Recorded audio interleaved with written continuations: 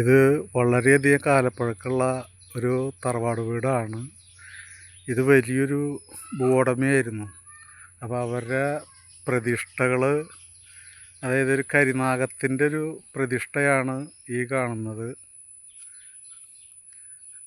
ഇത് വലിയൊരു മരമാണ്.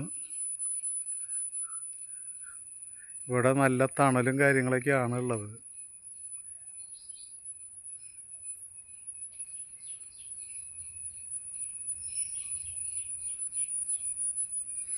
പിന്നെ ഈ കാണുന്നത് പഴയ കാലത്ത് നനയ്ക്കാൻ വേണ്ടിയിട്ടുള്ള ചാവ്, ഈ തേവിൻ്റെ ഒരു കുളമാണത്.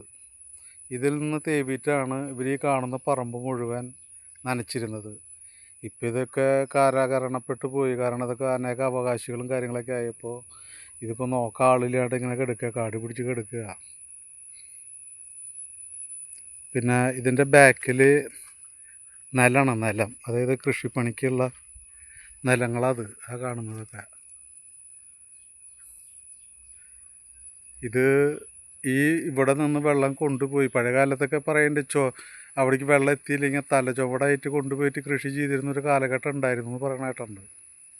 ഇപ്പൊക്കെ എല്ലാ സംവിധാനങ്ങളായല്ലോ.